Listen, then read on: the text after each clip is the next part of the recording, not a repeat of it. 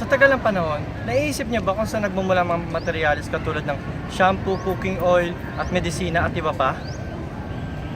So ano nga ba ang bioprospecting? Kung una niyo ito maririnig, aminin niyo man o hindi, wala kayong idea. Upang mapalawak at mas mabigyan ng kahulugan ang ibig sabihin ng bioprospecting, ay pumunta kami sa College of Science, Faculty of Biology, at humingi ng panayam kay Assistant Professor Yesmos. When bioprospecting is defined as that you get biological or genetic resources, and from this resources, there's a variable compound that you can generate.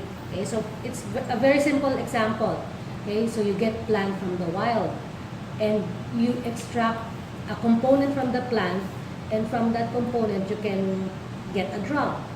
Okay, so illegally doing this is bioprospecting.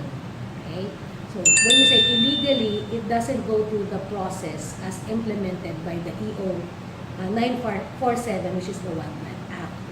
Okay, so any person or whoever who wants to collect biological resources should go through a process.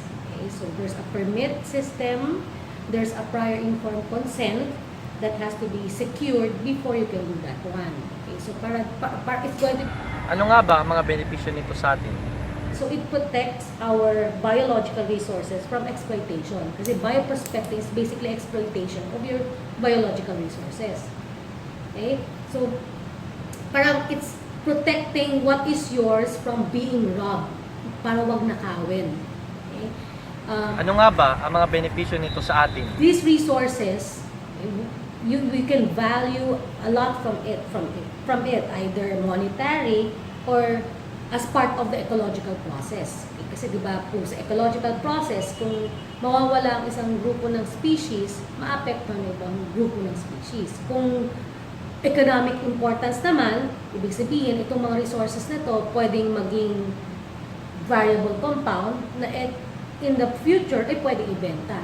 Okay, so kumbaga pera ang katapat pag economic resources. Okay, so ang benefit nun sa atin is mapoprotektan itong mga species na ito. Mapoprotektan itong mga biological resources na ito. Kung susundin natin yung law na inimplement ng gobyerno para dito, which is the EO 947. So Bakit nga ba nagkakaroon ng interes ang gobyerno sa bioprospecting?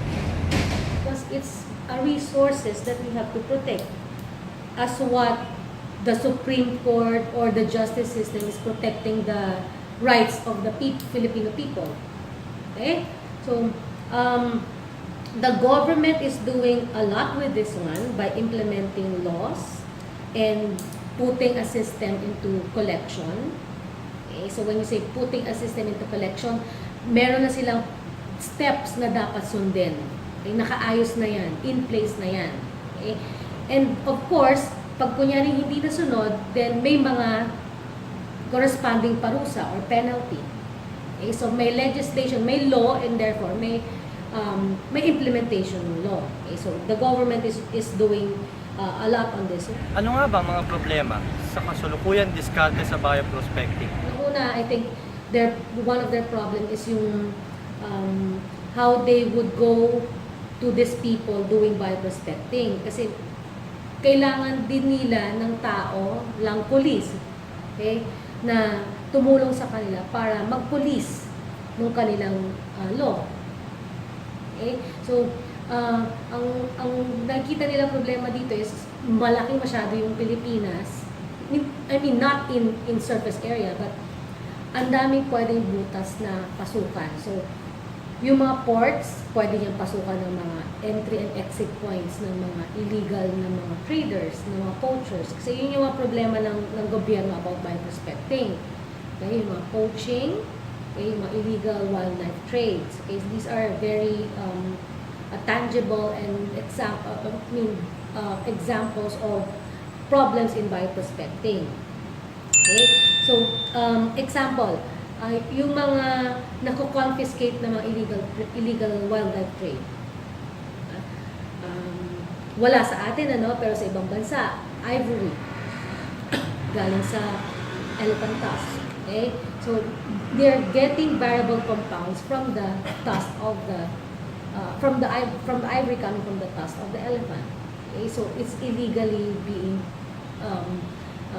collected from the wild. That's bioprospecting. Kasi you want to get a variable compound from this one. Malaking pera pinag-uusapan dito. Sa Pilipinas, wala tayong problema sa wala tayong elephant. Okay? Pero pwede tayong pasukan ng mga illegally collected tusks sa ibang bansa. So kung natatanda niyo, several years ago may mga tusks na confiscate, na smuggle, tapos sinunog. Okay? Kasi that's also part of the protocol. Kasi para hindi na maibenta pa ulit at hindi pa ulit ay maging source ng income ng ibang mga tao. Okay? Ang isa pa siguro na nakikita kong problema, hindi naman problema, but magiging root ng problema is pera talaga and politics. So may mga political problems also involved in bioprospecting. So may mga politicians o may mga tao na nagpo-protekta talaga para gumawa ng mga bagay na ito. Okay? And of course, it's really money that is involved in this one. Okay? So it's like drugs. Pag may nagpa-patronize, okay, may bumibili, may nagba-bioprospecting, may nag-i-illegal na gawain. Okay? And of course, we have to accept the fact that Philippines is a very rich country in terms of biological resources. Okay? Ano nga ba mga potensyal sa pagpapaunlad ng ekonomiya at iba pang benepisyo mula sa bioprospecting? That's very straightforward. Okay? In terms of economics, you mentioned here economics, so we're talking here about money. Okay? Okay, so kung sa money involved, then you have to magnify it on dollars that you can generate from this one. Okay, so magbigay tayo example. May nakita ka isang plant. Okay, so itong si plant na to ay potential source ng anti-cancer drug. Okay, anti-cancer drug therapy.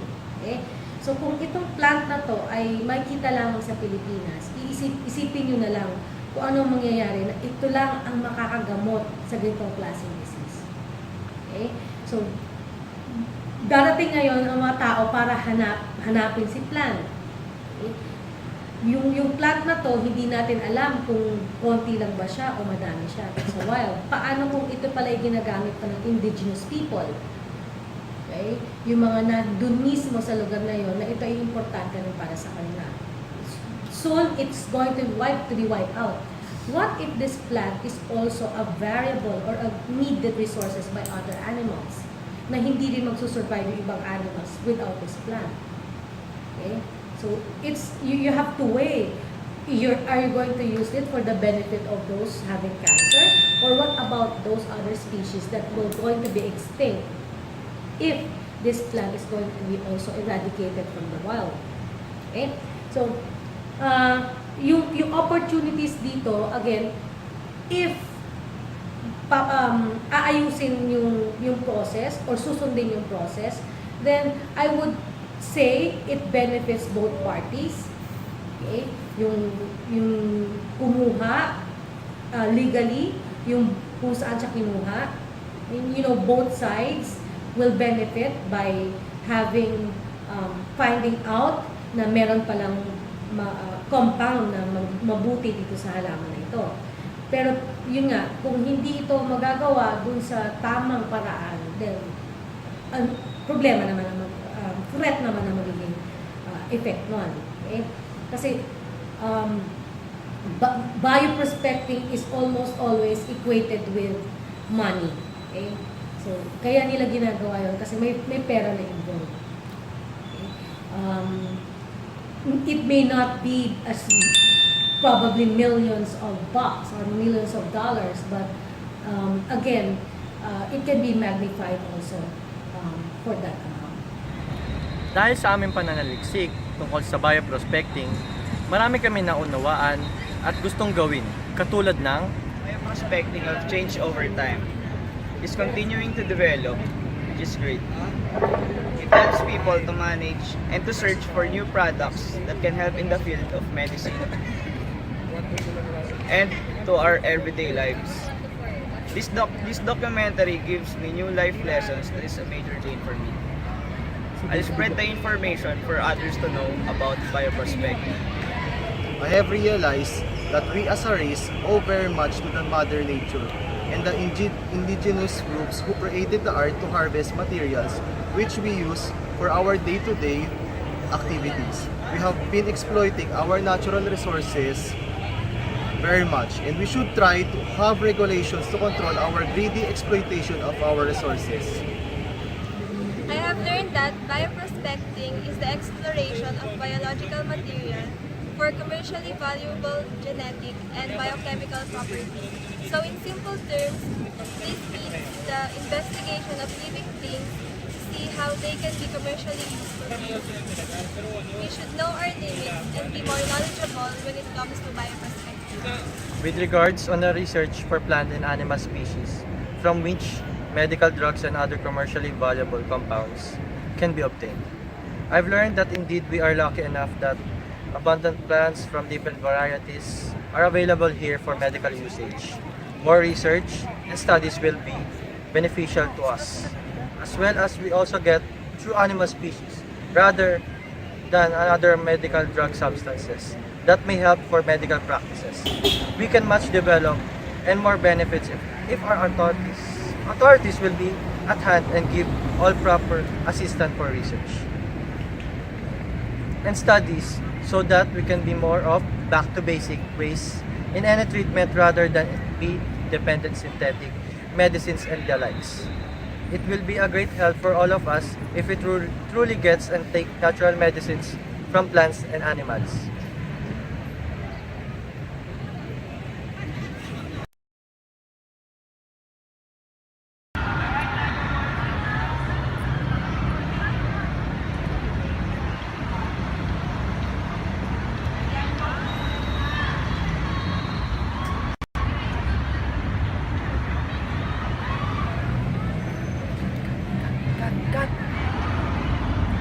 More knowledgeable when it comes to bioprospecting. Traffic yun na yun. Yo, kung binenta ko siya, that's bioprospecting. Okay? Commercialization. Oh, commercialization. Yeah, that's bioprospecting. Okay? Okay na. Okay. Okay na. Sige. Thank you. So,